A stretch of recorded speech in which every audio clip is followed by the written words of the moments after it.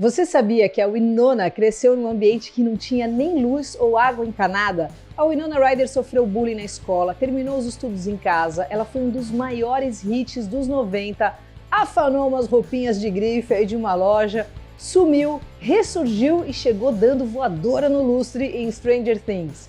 Hoje, Winona Ryder no Cada Caso, um Caos. Olá, eu sou a Luca, faço estágio de psicologia, né? Sou locutora também do Ramona 89, da Rádio Rock, e por aqui a gente une esses universos, né? Música, biografia, psicologia, tudo feito aí com o Rafa Bolo da Pombo Produções e hoje com a participação da psiquiatra a doutora Jéssica Martani. Se você curte esses universos aí, também pode ser o nosso apoiador. Um cafezinho mensal aí vai ajudar aí muito a nossa equipe. R$5, você entra aí pro time de apoiadores e tem recompensas, hein? O site é apoia.se/Cada Caso um Caos, tá tudo na descrição. Winona Lara Horowitz nasceu no dia 29 de outubro de 71 em Winona, Minnesota. E sim, ela foi batizada por causa da cidade que nasceu. Ela é a filha mais velha da Cynthia Palmer e do Michael Horowitz, dois hippies assim bem convictos que colavam com a gig dos escritores ali dos 60, incluindo Timothy Leary, sabe? Padrinho, que foi padrinho de batismo da Winona, e hoje ele é conhecido como o guru do LSD, né? Ou o homem mais perigoso das Américas. O pai, que tinha descendência judaica, infelizmente perdeu vários familiares no Holocausto. E a Winona passou boa parte da infância achando que a qualquer momento os nazis iam entrar lá, invadir a casa e levar geral. Quando ela tinha seus 7 aninhos, aí a família toda e ela, né, obviamente, foi para Califórnia e foram morar na casa de um amigo do pai. Junto ali também de outras 6 famílias, assim, tipo uma comuna. Ela não gostava de chamar de comunidade, mas era uma galera que morava tudo junto, sem eletricidade. Na escola era ótima aluna, mas ela não conseguia se encaixar socialmente, se sentia estranha, era diferente das outras crianças, né, porque ela foi criada naquele esquema hippie, bem jeitão, caçador de borboleta mesmo ali. Não tinha televisão, passava boa parte do tempo lendo, e quando ela não lia, tava com o pé no barro ali, brincando no mato, inventando um monte de coisa legal, fazendo pequenos shows ali para as outras crianças. E o gosto por cinema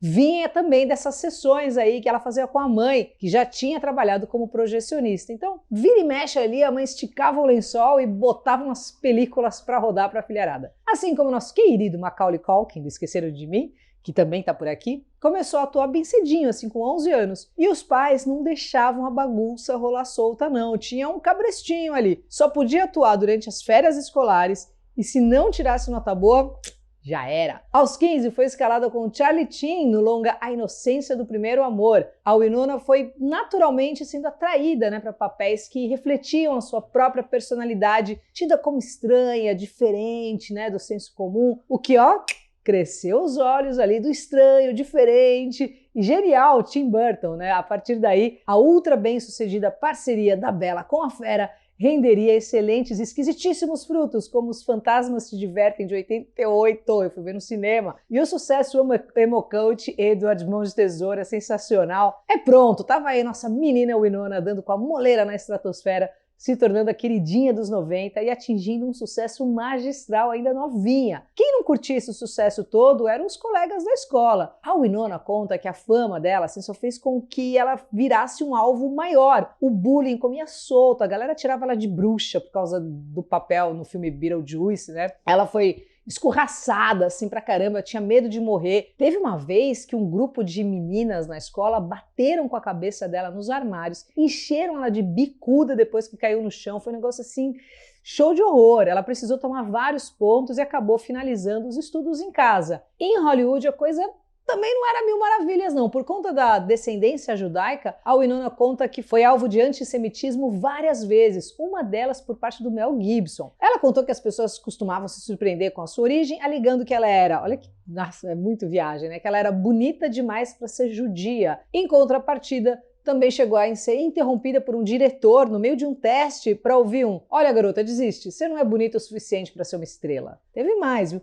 Nas gravações ali do Drácula de Bram Stoker de 92, o diretor, o Francis Ford Coppola, optou por uma técnica de direção nada a ver, assim, vamos chamar de pouco ortodoxa, né? Que coagia os outros atores a gritar atrocidades para a Winona para arrancar uma atuação dramática. Isso assim, para fazer ela chorar de verdade. Quem se recusou a fazer isso foi o Keanu Reeves, que além de proteger a Winona, virou então, a partir daí, seu melhor amigo. Ela conta que o eterno Neo de Matrix, que também tá por aqui, foi a salvação dela no set e que ele ainda é, até hoje, uma das suas pessoas favoritas. Pouco antes disso, em 89, a Winona engatava um relacionamento com o Johnny Depp, outro que também tá por aqui. O relacionamento durou uns anos e quando acabou, deixou a Winona e o Johnny também, assim, péssimos. O Depp não tinha sido só seu noivo, né? Como também foi o primeiro tudo, assim, primeiro namorado, beijo, rabisco, amor, rock and roll, enfim. O baque foi fortíssimo, mas ela seguiu com classe, chegou a receber indicações ao Oscar, né, pelos papéis em A Época da Inocência e Adoráveis Mulheres, e foi produtora executiva do Garota Interrompida, um projeto sensacional que conversava demais com a própria Winona, porque conta a história de uma mulher que é internada depois de ter um colapso nervoso. Puta filme que fez com que a Angelina Jolie, que também tá por aqui, assim, aparecesse assim de uma forma absurda. Na época,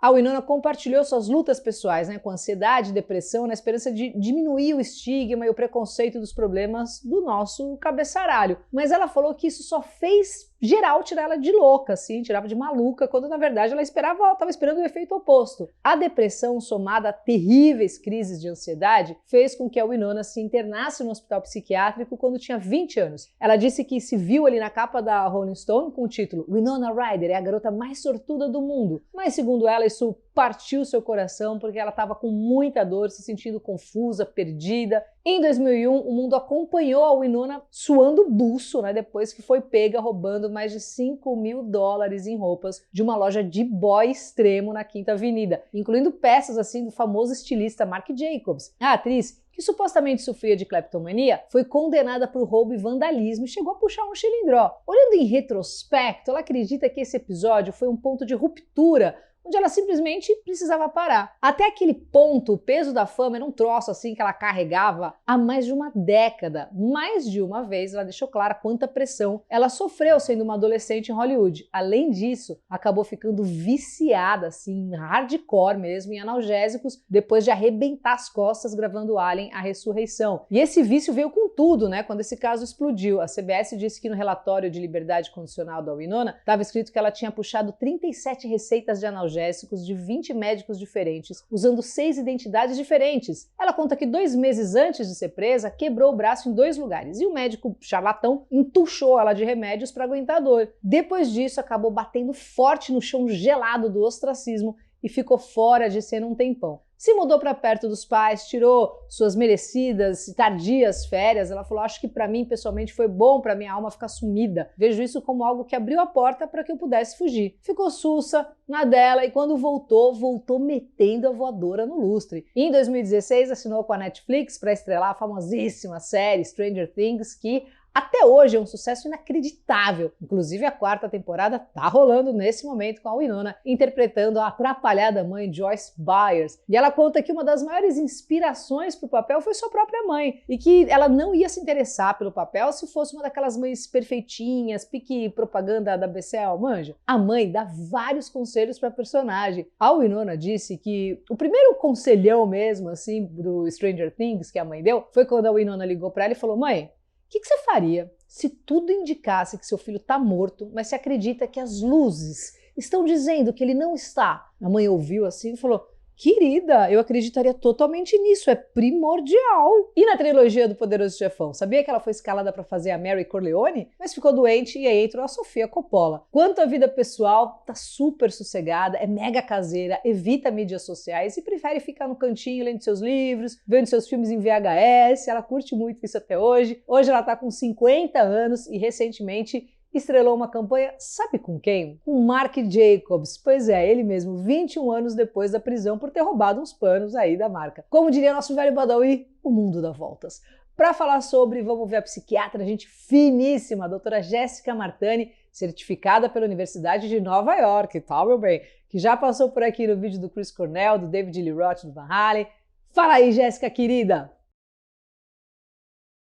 Cleptomania, ansiedade e abuso de analgésicos. O que será que tem em comum nessas 3 coisas? Tudo começa com a vida sofrida de Wynonna, que desde a infância e adolescência já sofria diversos preconceitos devido à sua origem. A infância e principalmente a adolescência são muito importantes para a formação da personalidade, e o fato de sucessivas rejeições ao longo da vida e dificuldade de pertencer a um grupo podem ter tido grandes abalos em sua autoestima e autoconfiança. E sim, com uma genética propícia, todos esses fatores externos podem ter sido os gatilhos para o desenvolvimento de ansiedade, depressão e transtornos do impulso, como a cleptomania e, com desejo de fuga de tudo, o uso dos analgésicos. A cleptomania está entre os transtornos do impulso, no qual a pessoa tem um desejo irresistível de furtar objetos desnecessários. As crises tendem a aparecer em momentos de estresse significativo, como por exemplo perdas,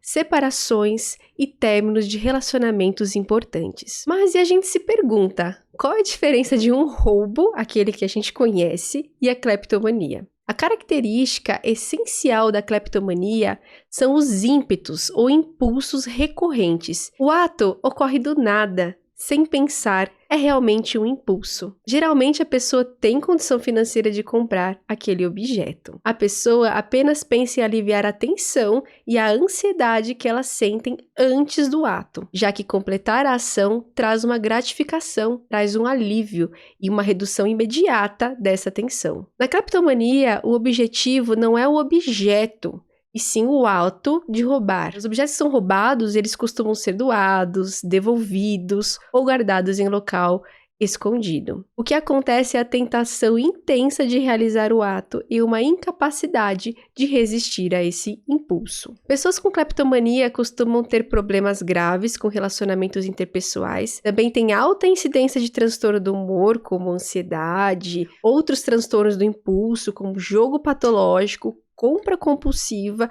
e transtornos alimentares. E também transtorno por uso de substâncias. Em particular, a gente fala bastante do alcoolismo. No caso da Wynonna, a gente vê aí bastante ansiedade, depressão e o uso abusivo de analgésicos. Os analgésicos, eles ocasionam uma depressão no sistema nervoso central, ocorrendo aquela sensação de sedação, aquela sensação de sonolência, aquela sensação aí de fuga da realidade. O importante de tudo, de toda essa história, foi a reviravolta que a atriz conseguiu em sua vida. E muitas vezes é o que eu digo, às vezes a saída realmente é se afastar, dar um tempo, tentar olhar as coisas de outro ângulo, refletir sobre novos caminhos e novas direções. E sim, muitas vezes, fatos que achamos que são ruins, eles vêm sim para dar um novo redirecionamento em nossas vidas.